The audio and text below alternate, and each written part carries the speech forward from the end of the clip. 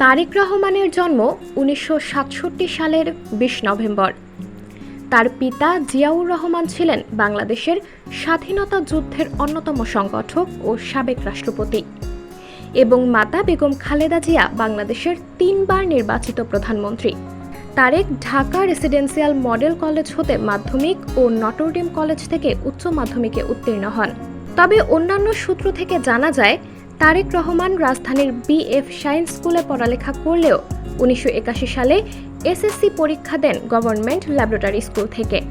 ১৯৮৪ সালে তিনি ঢাকা বিশ্ববিদ্যালয়ে প্রথমে আইন বিভাগে ও পরে লোক প্রশাসন বিভাগে ভর্তি হয়েছিলেন, কিন্তু তিনি স্নাতক শ্রেণীর পড়াশোনা শেষ করতে পারেননি। পরবর্তীতে তিনি পেশা হিসেবে ব্যবসাকে বেছে নিয়ে বস্ত্রশিল্প ও নৌযোগাযোগ খাতে বিনিয়োগ করেন। রাজনৈতিক পরিবারের সদস্য হিসেবে মাত্র ২২ বছর বয়সে তারেক রহমানের রাজনৈতিক জীবনের সূচনা হয়। ১৯৮৮ সালে তিনি বগুড়া জেলার গাবতলী থানা বিএনপির সদস্য হন। ১৯৯১ সালের জাতীয় সংসদ নির্বাচনের আগে তারেক রহমান তার মা খালেদা জিয়ার সহচর হিসেবে সারা দেশে নির্বাচনী প্রচারণায় অংশ নেন। ২০০১ সালের নির্বাচনেও মায়ের পাশাপাশি তারেক রহমানও দেশব্যাপী নির্বাচনী প্রচারণা চালান। মূলত এই নির্বাচনী প্রচারণায় অংশগ্রহণের মাধ্যমে রাজধানীর প্রথম সারিতে তারেক রহমানের সক্রিয় আগমন ঘটে। বিএনপির স্থায়ী কমিটির সিদ্ধান্ত অনুযায়ী ২০০২ সালে তারেক রহমানকে দলের সিনিয়র যুগ্ম মহাসচিবের দায়িত্ব দেওয়া হয়। এই দায়িত্ব পেয়ে জিয়াউর রহমানের ১৯ দফার আলোকে তারেক রহমান দেশব্যাপী দলের মাঠ পর্যায়ের নেতাকর্মী ও সমর্থকদের মাঝে ব্যাপক গণসংযোগ শুরু করেন। এরপর ধীরে ধীরে বিএনপির তরুণ নেতাকর্মীদের আস্থার প্রতীক হিসেবে প্রতিষ্ঠিত হন তারেক রহমান।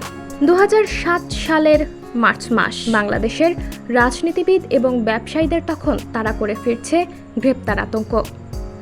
জানুয়ারি মাসের ১১ তারিখ সেনাবাহিনীর হস্তক্ষেপে ফখরুদ্দিন আহমেদের নেতৃত্বে তত্ত্বাবধায়ক সরকার গঠিত হওয়ার প্রথম ২ মাসে ১৫০ জনের বেশি রাজনীতিবিদ এবং ব্যবসায়ীকে আটক করা হয় দুর্নীতির অভিযোগে। অনেকের মনে তখন একটা প্রশ্নই ঘুরপাক খাচ্ছিল, তারেক রহমান কি গ্রেফতার হতে যাচ্ছেন? তারেক রহমানের সম্ভাব্য গ্রেফতার নিয়ে সংবাদ মাধ্যমেও তখন নানা রিপোর্ট প্রকাশিত হচ্ছে। বিভিন্ন সংবাদ মাধ্যমে এমন রিপোর্টও প্রকাশিত হয়েছিল যে কোনো সময় আটক হতে পারেন তারেক রহমান। ঢাকা সেনানিবাসের ভেতরে মইনুল রোডের বাড়িতে তারেক রহমান তখন অস্থির সময় পার করছেন। এমন একটি চিত্রও ফুটে উঠেছিল সংবাদপত্রের খবরগুলোতে। সব জল্পনা কল্পনার অবসান ঘটিয়ে ২০০৭ সালের ৭ মার্চ তারেক রহমানকে গ্রেপ্তার করা হয়। অথচ মাত্র মাস ৬ আগেও প্রধানমন্ত্রীর পুত্র হিসাবে তারেক রহমানের ছিল দোর্দণ্ড প্রতাপ। সমালোচনা রয়েছে ২০০১ সালে বিএনপি ক্ষমতায় আসার পর খালেদা জিয়া প্রধানমন্ত্রী হলেও তারেক রহমান হয়ে উঠেছিলেন সমান্তরাল আরেকটি ক্ষমতার কেন্দ্র, হাওয়া ভবন কেন্দ্রিক। বিএনপি ক্ষমতায় আসার পর বেশ দ্রুততার সঙ্গেই তারেক রহমানকে দলের সিনিয়র যুগ্ম মহাসচিব পদে নিয়োগ দেওয়া হবে বলে সেই সিদ্ধান্তের মাধ্যমে খালেদা জিয়া কার্যত থেকেই তারেক রহমানকে দলের ভবিষ্যৎ নেতা হিসেবে তুলে ধরেন। সেনা সমর্থিত তত্ত্বাবধায়ক সরকার তারেক রহমানকে দুর্নীতি ও অবৈধভাবে বিদেশে অর্থ পাচার ও চাঁদাবাজির অভিযোগে তার বিরুদ্ধে ১৫টি মামলাও দায়ের করে। রিমান্ড ও তারেক রহমান। গ্রেফতারের পর তারেক রহমানকে যেভাবে আদালতে উপস্থাপন করা হয়েছিল সেটি দেখে অনেকেই চমকে উঠেছিলেন।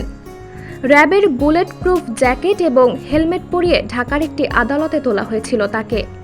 এরপর রহমানকে জিজ্ঞাসাবাদের জন্য ১০ দিনের রিমান্ডে নেওয়া হয়েছিল।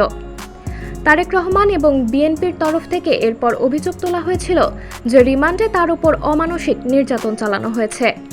সে সময় তাকে নির্যাতন করে মেরুদণ্ডের হাড় ভেঙে দেওয়ার খবরও পাওয়া গেছে। আদালতে দেওয়া তারেক রহমানের বক্তব্যকে উদ্ধৃত করে ভারতের দ্য ইন্ডিয়ান এক্সপ্রেস পত্রিকা ২০০৮ সালের ১০ জানুয়ারি লিখেছিল, রিমান্ডের সময় আমাকে ২৪ ঘন্টার মধ্যে ১৮ ঘন্টায় হাত ও চোখ বেঁধে রাখা হয়েছিল। আমাকে বেঁধে রুমের ছাদের সাথে ঝুলিয়ে আবার ফেলে দেওয়া হয় এবং শারীরিকভাবে নির্যাতন করা হয়। তৎকালীন নির্বাচন কমিশনার অবসরপ্রাপ্ত brigadier general M Sakhawat Hossain নির্বাচন কমিশনে ৫ বছর বইতে এই সংক্রান্ত একটি ধারণাও দিয়েছেন। ২০০৮ সালে তিনি জামিনে মুক্তি পেয়ে চিকিৎসার জন্য লন্ডনে যান। সেই থেকে সপরিবারে তিনি সেখানেই বাস করছেন। তার সাথে আছেন সহধর্মিণী ডাক্তার জোবায়দা রহমান ঝুনু, একমাত্র কন্যা জাইমা রহমান।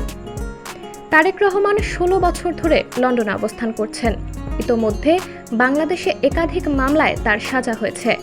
তবে এখন তিনি লন্ডন থেকেই দল পরিচালনা করছেন। তিনি লন্ডনে যাওয়ার পর থেকে বিএনপির তরফ থেকে বারবারই বলা হচ্ছিল যে তিনি সেখানে চিকিৎসার জন্য অবস্থান করছেন। তবে 2018 সালের 24শে এপ্রিল বিএনপি মহাসচিব মির্জা ফখরুল ইসলাম আলমগীর প্রথমবারের মতো স্বীকার করেন যে 2012 সালে তারেক রহমান ব্রিটেনে রাজনৈতিক আশ্রয়ের আবেদন করেছিল এবং 1 বছরের মধ্যেই সেটি গৃহীত হয়েছে। সোমবার বৈষম্য বিরোধী ছাত্র জনতার আন্দোলনের মুখে প্রধানমন্ত্রীর পদ থেকে পদত্যাগের পর দেশ ছেড়ে ভারতে যান শেখ হাসিনা। শেখ হাসিনার পদত্যাগের মধ্য দিয়ে তার টানা 15.5 বছরের শাসনের অবসান হলো। এদিকে তারেক রহমানকে দেশে ফিরিয়ে আনা হবে বলে জানিয়েছেন বিএনপির মহাসচিব মির্জা ফখরুল ইসলাম আলমগীর। মঙ্গলবার গুলশানে চেয়ারপারসনের কার্যালয়ে দলের স্থায়ী কমিটির বৈঠকের পর বিএনপি মহাসচিব এক সংবাদ সম্মেলনে একথা বলেন। বুধবার রাজধানীর নয়াপল্টনের সমাবেশে প্রধান অতিথি হিসেবে ভার্চুয়ালি যুক্ত হবে বলে জানিয়েছেন মির্জা ফখরুল ইসলাম আলমগীর। সাবরিনা জলিল, সবার কথা।